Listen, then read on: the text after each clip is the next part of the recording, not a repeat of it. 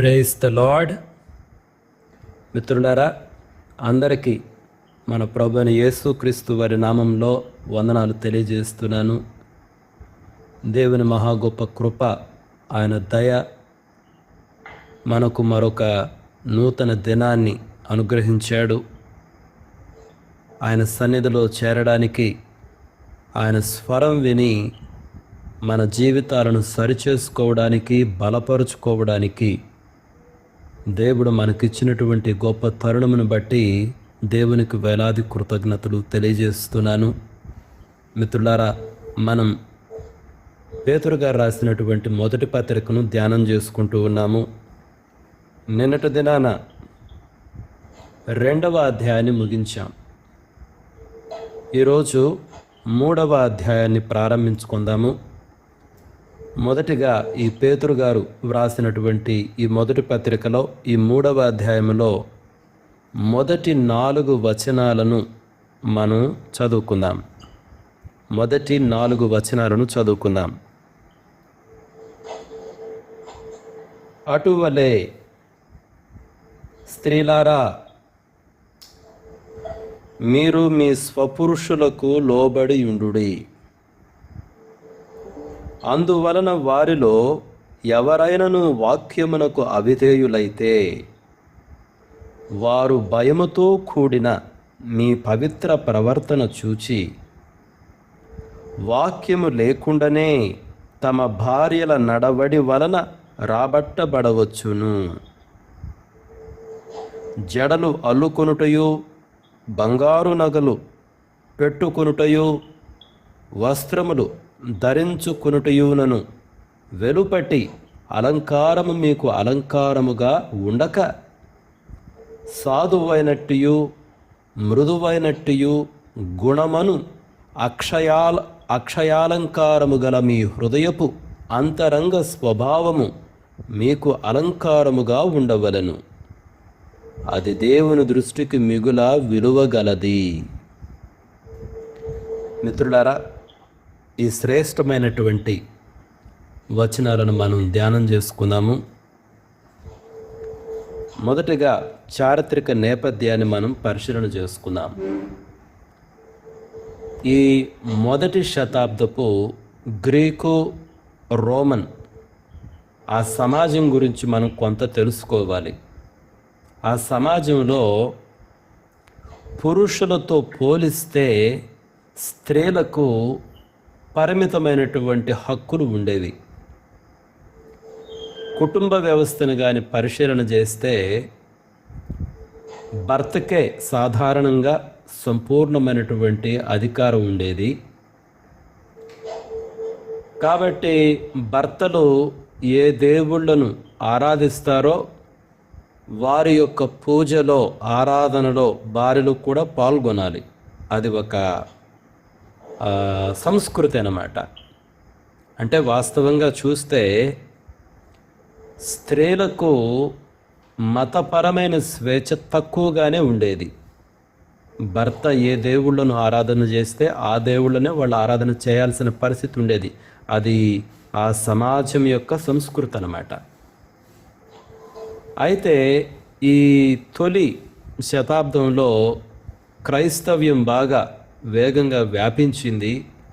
చాలామంది యేసుక్రీస్తు ప్రభువారిని వారి సొంత రక్షకునిగా అంగీకరించారు. మరి ఇప్పుడు స్త్రీలను చూస్తేనేమో వాడు యేసుక్రీస్తు ప్రభువుని అంగీకరించి ఆరాధిస్తున్నారు. ఇక వేరే దేవుళ్ళను కానీ దేవతలను కానీ వారు ఆరాధించరు.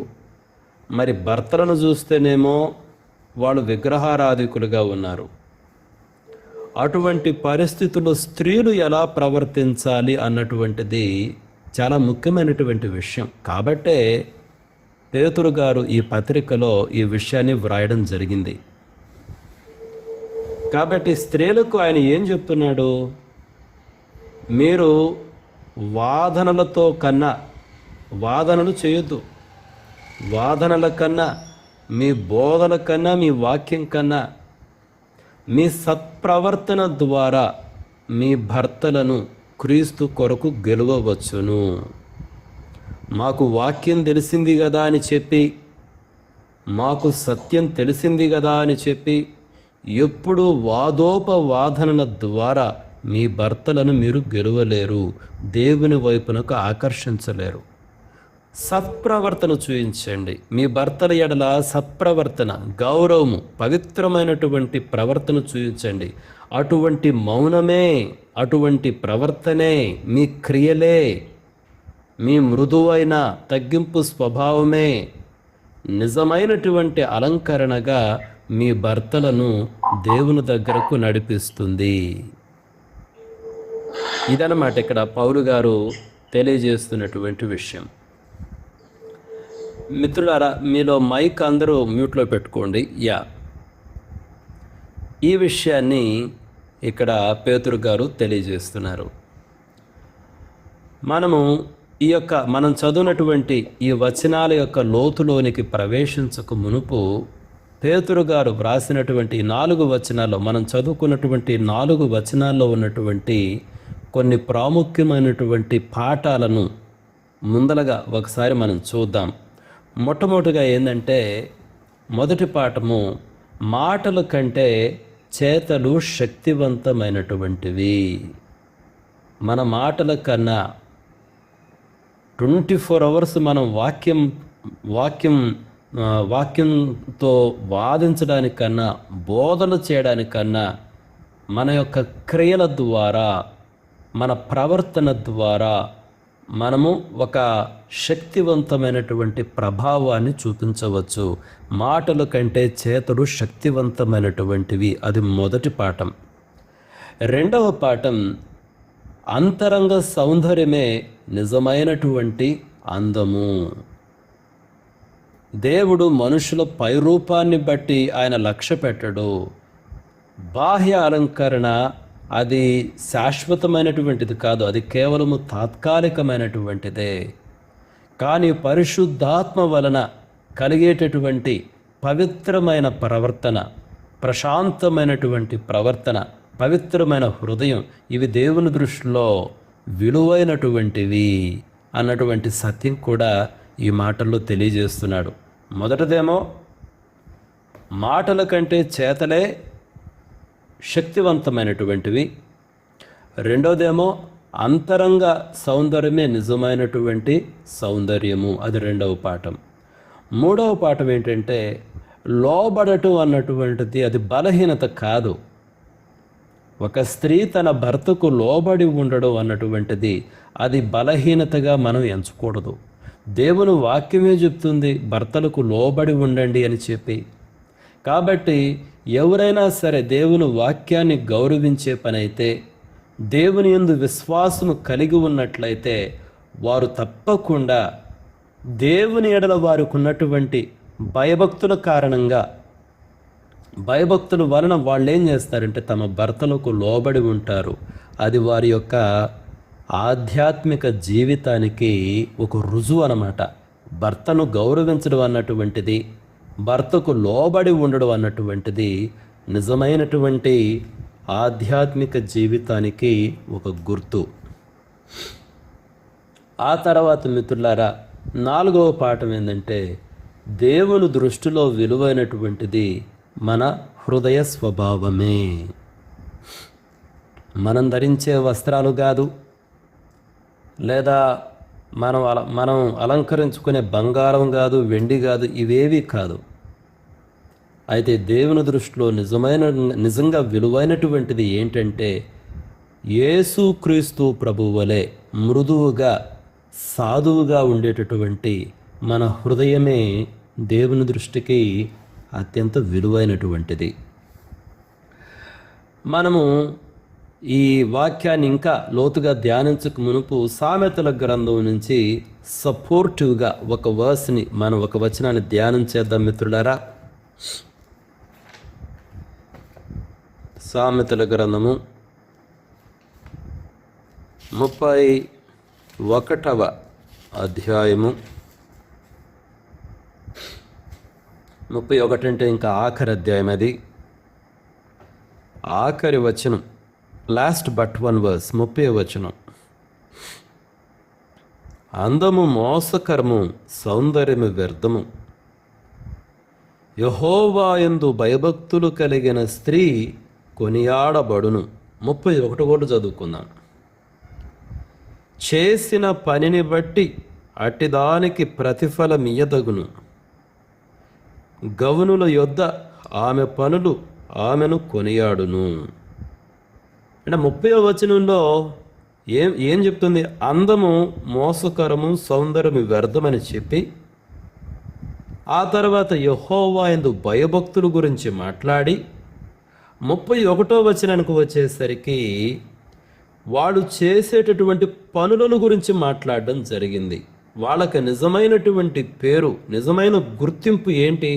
వారి క్రియలు, వారి పనులు అని 31వ వచనంలో మనం చూడొచ్చు. కాబట్టి మన నిజమైనటువంటి గుర్తింపు మన అందం కాదు, మన సౌందర్యం కాదు, మన వస్త్రాలు కాదు, మనం ధరించే బంగారం కాదు, వెండి కాదు. అది నిజమైనటువంటి గుర్తింపు కానే కాదు. అయితే దేవుని యెడల భయభక్తులు కలిగి ఆ విశ్వాసమునకు గుర్తుగా మన నుంచి వచ్చేటువంటి క్రియలే, ఆ పనులే నిజమైనటువంటి గుర్తింపు అన్నటువంటి విషయాన్ని ఈ సామెతల గ్రంథంలో మనం గమనించవచ్చు. నాకు చాలా ఆశ్చర్యకరమైన విషయం ఏంటంటే, సాధారణంగా ఏ పుస్తకంలోనైనా సరే చివరికి వచ్చేసరికి, అంటే అది ముగింపు అనమాట, ఆల్మోస్ట్ ఇక కంక్లూషన్, అక్కడ సారాంశాన్ని వ్రాయడం జరుగుతుంది. అత్యంత ప్రాముఖ్యమైనటువంటి విషయాలను వ్రాయడం జరుగుతుంది. ఈ సామెతల గ్రంథంలో ముగింపునకు ఆఖరి అధ్యాయంలో ఆఖరి వచనాలు ఈ రకంగా, ఆఖరి మాటలు అన్నమాట. అవి నిజమైనటువంటి గుర్తింపు ఏంటి ఒక మనిషికి? స్త్రీ గురించే మనం ఆలోచించాల్సిన అవసరం లేదు. ఒక మనిషికి నిజమైన గుర్తింపు ఏంటి అన్నటువంటి ఆ మాటలతో ఈ సామెతల గ్రంథం ముగుస్తుంది. నిజమైన గుర్తింపు నీ అందము కాదు, నీ సౌందర్యము కాదు, లేకపోతే నీకుండేటువంటి పలుకుబడి కాదు, నీకుండే అధికారం కాదు, స్థితి కాదు.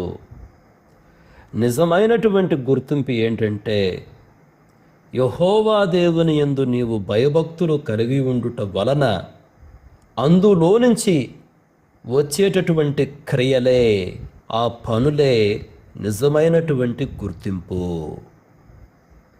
అంటే అందుకనే ఆ 30వ వచనం 2వ వాక్యము యెహోవా యందు భయభక్తుల గురించి మాట్లాడుతుంది. ఆ తర్వాత 31వ వచనము క్రియల గురించి మాట్లాడుతుంది. కాబట్టి మిత్రులారా, మన నిజమైనటువంటి గుర్తింపు, మన క్రియలు, ఆ క్రియలకు మూలము యెహోవా దేవుని యందు భయభక్తులు అన్నటువంటి విషయాన్ని మనం గమనించాలి. ఇదే సందర్భంలో ప్రముఖ కామెంటేటర్, బైబిల్ కామెంటేటరు మాథ్యూ హెన్రీ గారు, ఆయన అన్నటువంటి ఒక మాటను కూడా మనం జ్ఞాపకం చేసుకుందాం. స్త్రీ పురుషుని తల నుండి సృష్టించబడలేదు. అంటే పురుషుని పరిపాలించడానికి కాదు, అతని పాదాల నుండి సృష్టించబడలేదు.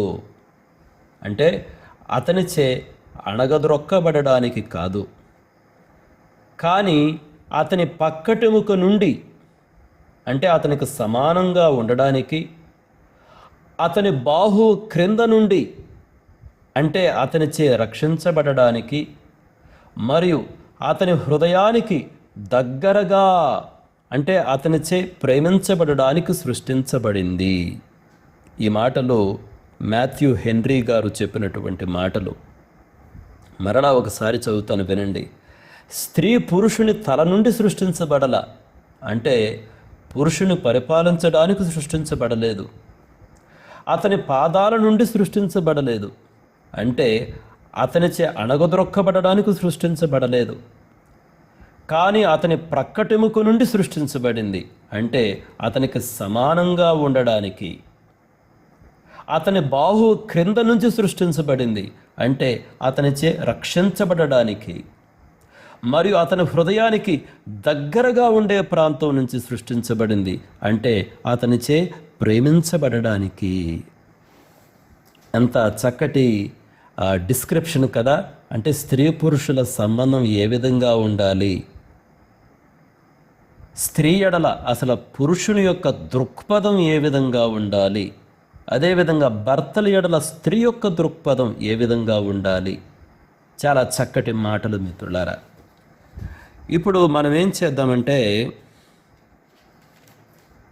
మనం చదివినటువంటి ఈ యొక్క పత్రికలో, ఈ వచనాలలో కొన్ని ప్రాముఖ్యమైనటువంటి పదాలను నేను మీ ముందుకు తీసుకొస్తాను. కొన్ని ప్రాముఖ్యమైన పదాలు ఈ వచనాలలో. మీరు మొదటి వచనం చూస్తే అటువలే స్త్రీలారా అని ప్రారంభించబడింది. అటువలే అంటే అర్థం ఏంటి? అటువలే అంటే అర్థం ఏంటంటే, ఈ 3వ అధ్యాయాన్ని మనము 2వ అధ్యాయంతో కనెక్ట్ చేయాలి. అటువలే అంటే 2వ అధ్యాయం ఎలా ముగించబడింది? యేసుక్రీస్తు ప్రభువారు మనకు మాదిరి. యేసుక్రీస్తు ప్రభువారి అడుగు జాడలలో మనము నడవాలి అన్నటువంటిది ఈ 2వ అధ్యాయం యొక్క ముగింపు.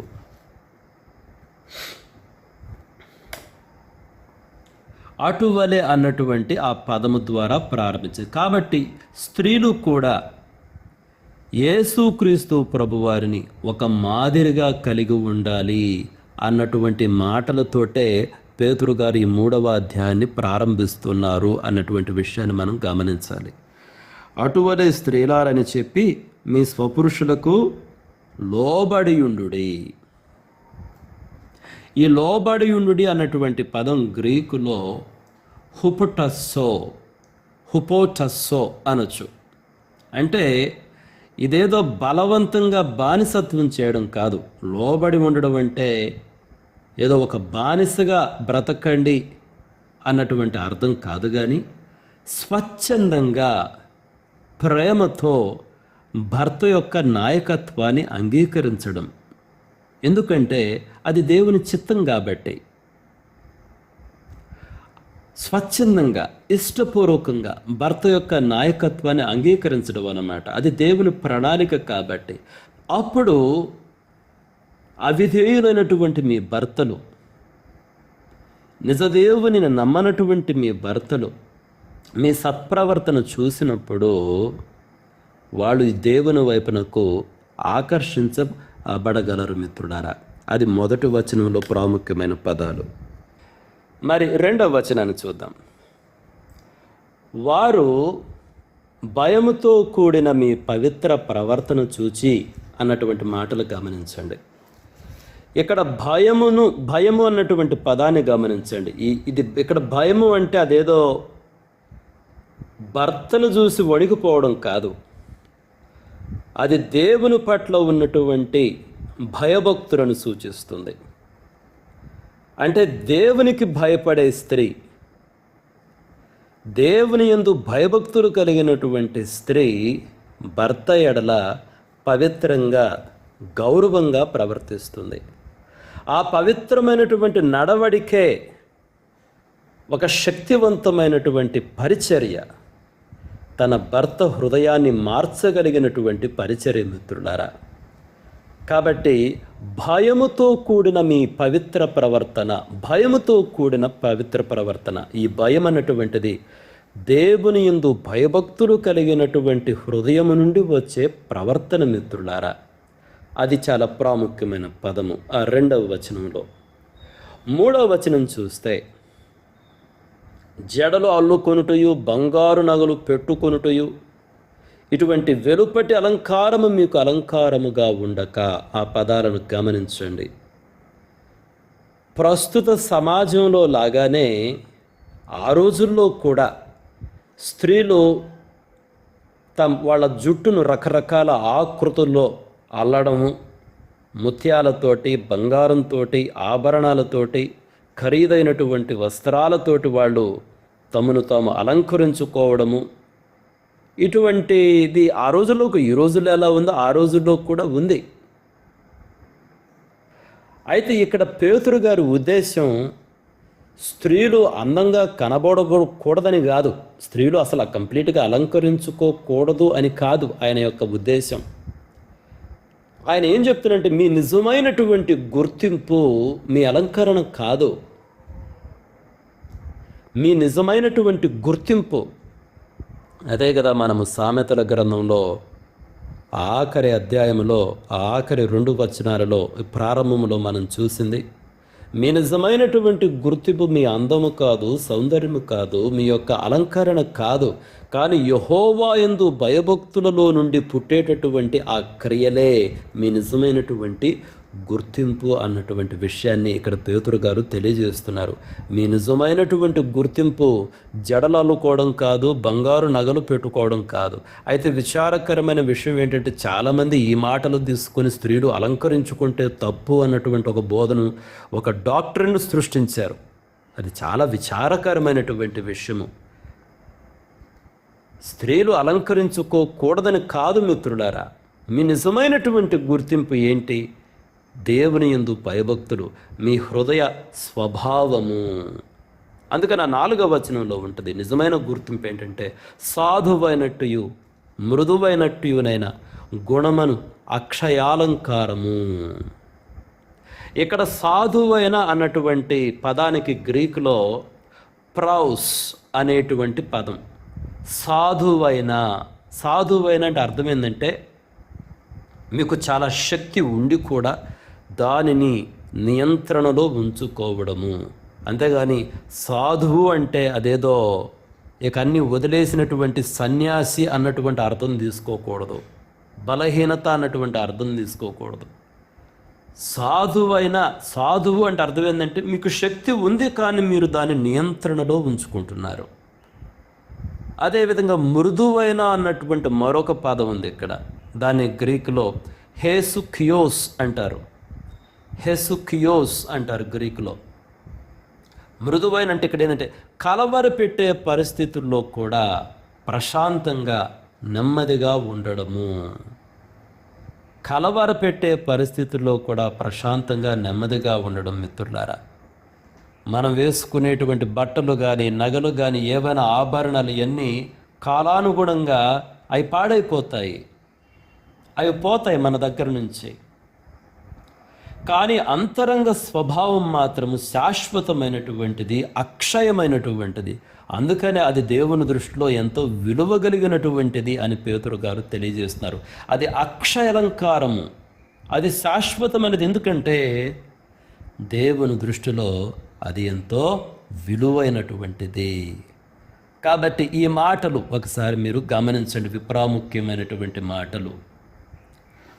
ఆ తర్వాత కొన్ని బిబ్లికల్ ఇలస్ట్రేషన్స్ని చూద్దాం. మీరు కానీ ఆదికాండం 18వ అధ్యాయం చదివితే మీరు తర్వాత చదవండి. మమ్రే అనేటువంటి ఆ ప్రాంతంలో 3 మనుష్యులు అబ్రహాము ఇంటికి వస్తారు. అబ్రహాము చక్కటి విందును చేస్తాడు. వాళ్ళు చెట్టు క్రింద కూర్చొని చక్కగా ఆ భోజనాన్ని ఆరగిస్తూ ఉంటారు. ఆ సమయంలో యెహోవా దేవుడు చెప్పడం జరుగుతుంది, వచ్చే సంవత్సరానికి మీదిటికి ఈ కాలానికి శారా నీకు కుమారుని కంటుంది అని చెప్పినప్పుడు శారమ్మ అప్పుడు ఆ గుడారంలో ఆ ద్వారం దగ్గర నిలబడి ఉంటుంది. వాళ్ళ మాటలు విని, యెహోవా దేవుడు చెప్పినటువంటి మాటలు విని శారమ్మ నవ్వుతుంది. ఆ నవ్విన ఆ సందర్భంలో శారమ్మ మాట్లాడిన ఒక మాటను మనం గమనిద్దాం. చూడండి, శారా మాట్లాడిన ఒక మాట ఆదికాండము 18వ అధ్యాయములు 12వ వచనము. శారా, నేను బలము ఉడిగిన దాననైన తరువాత నాకు సుఖము కలుగునా, నా యజమానుడును వృద్ధుడై యున్నాడు గదా అని తనలో నవ్వుకొనెను. శారా తన భర్తను ఏమని పిలుస్తుంది? నా యజమానుడు. అంటే అందులో శారా హృదయం కనిపిస్తుంది. తన భర్త ఎడల తనకున్నటువంటి యాటిట్యూడ్ కనిపిస్తుంది. ఈయన నా భర్త, నా యజమానుడు. ఆ గౌరవమైన ప్రవర్తన, ఆ గౌరవమైన పిలుపులో మనకు కనిపిస్తుంది మిత్రులారా, ఈయన నా యజమానుడు.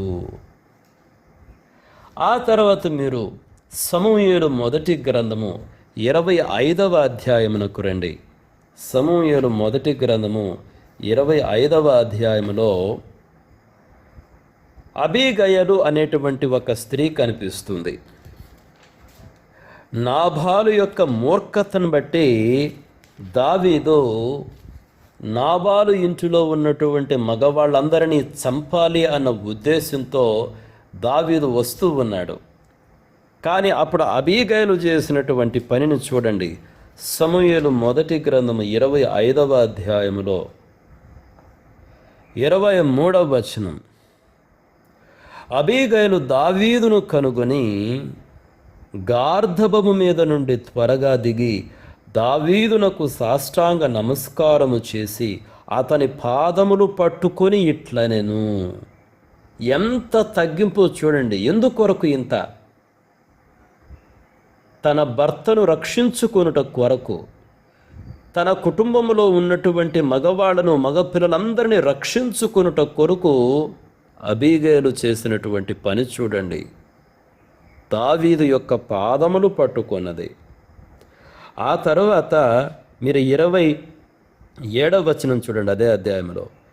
అయితే నేను నా ఏలిన వాడవగు నీ యొద్దకు తెచ్చిన ఈ కానుకను నా ఏలిన వాడవగు నిన్ను వెంబడించు పనివారికి ఇప్పించి నీ దాసురాలనైన నా తప్పు క్షమించుము. అసలు అబీగయలు ఏమైనా తప్పు చేసిందా?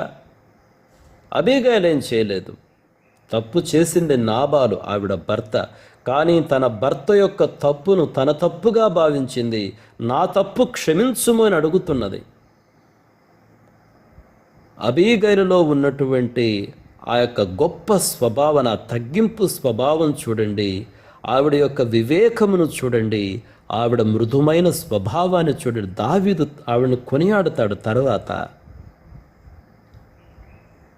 ఒక ఉత్తమమైనటువంటి స్త్రీ అబీగయలు మిత్రులారా. ఆ తర్వాత మీరు రూతును గురించి ఒక్కసారి ఆలోచన చేయండి. ఒక వాక్యం చదువుదాము. రూతు గ్రంథానికి రండి. రూతు గ్రంథంలో ఈ న్యాయాధిపతులు తర్వాత ఉంటుంది. న్యాయాధిపతుల కాలంలోనే జరిగింది. రూతు గ్రంథంలో 2వ అధ్యాయం చూడండి. 2వ అధ్యాయంలో 11వ వచనం చదువుతాను. బోయజు అన్నటువంటి మాటలు, రూతును గురించి బోయజు అన్నటువంటి మాటలు 11వ వచనం. నీవు నీ తల్లిదండ్రులను నీ జన్మభూమిని విడిచి ఇంతకు ముందు నీవు ఎరుగని జనమునొద్దకు వచ్చితివి. యెహోవా నీవు చేసిన దానికి ప్రతిఫలమిచ్చును. ఇజ్రాయేలుల దేవుడైన యెహోవా రెక్కల క్రింద సురక్షితముగా నుండునట్లు నీవు వచ్చితివి. ఆయన నీకు సంపూర్ణమైన బహుమానమిచ్చునని ఆమెకు ఉత్తరమిచ్చెను. ఈ మాటల్లో బోయజు రూతు యొక్క విశ్వాసమును గురించి మాట్లాడుతున్నాడు. నీవు యెహోవా దేవుని రెక్కల క్రింద సురక్షితముగా ఉండుటకు నీవు వచ్చితివి. ఆ మాటల్లో యెహోవా దేవుని రూతు ఎంతగా నమ్మిందో మనం చూడొచ్చు. ఆవిడ విశ్వాసము ఆవిడ క్రియలలో కనిపించింది. కాబట్టే తన అత్తతోటి నీ జనులే నా జనులు, నీ ప్రజలే నా ప్రజలు, నీ దేశమే నా దేశము, నీ దేవుడే నా దేవుడు, నీవెక్కడ మరణిస్తావో అక్కడ నేను కూడా మరణిస్తాను అని ఒక నిబంధనతోటి, ఒక కమిట్మెంట్ తోటి, మొక్క ఓలని విశ్వాసముతోటి రూతు వచ్చింది మిత్రులారా. ఆవిడ విశ్వాసమునకు గుర్తు ఆవిడ క్రియలే. బోయజు ఆ విషయాన్ని గుర్తించాడు. బోయజే కాదు, ఆ ప్రాంతంలో ఉన్న వాళ్ళందరూ కూడా రూతు యొక్క సత్ప్రవర్తనను గుర్తించారు. అదే మనం సామెతల గ్రంథంలో చదువుకుంది. ఆవిడ పనులను బట్టి ఆ ఊరి వారు ఆవిడను కొనియాడతారు. ఆవిడ పనులు యెహోవా యందు భయభక్తులలో నుండి వచ్చాయి. అదే విషయాన్ని మనము రూతు విషయంలో చూడొచ్చు మిత్రులారా. యెహోవా యందు విశ్వాసము ఉంచి రూతు వచ్చింది. ఆ విషయాన్ని గమనించారు, ఆశ్చర్యపోయారు ఆ ప్రాంత ప్రజలు. తన సొంత ప్రజలను వదిలిపెట్టి వచ్చింది, తన దేశమును వదిలిపెట్టి వచ్చింది. ప్రజ కాని ప్రజ దగ్గరకు వచ్చింది, దేశము కాని దేశమునకు వచ్చింది. యెహోవా దేవుని ఆశ్రయించి వచ్చింది. ఎంతో గొప్ప విషయం కదా. అదేవిధంగా మీరు హన్నా గురించి ఆలోచించండి. సమూయేలు మొదటి గ్రంథం 1వ అధ్యాయంలో హన్నా కన్నీటితో ప్రార్థన చేస్తూ ఉంటే ఒక ప్రక్కేమో ఆ యొక్క పెనిన్న రెండవ భార్య ఎల్కానా యొక్క రెండవ భార్య హన్నాను అనేక రకంగా బాధ పెడుతూ ఉంది, రెచ్చగొడుతూ ఉంది, శోధిస్తూ ఉన్నది.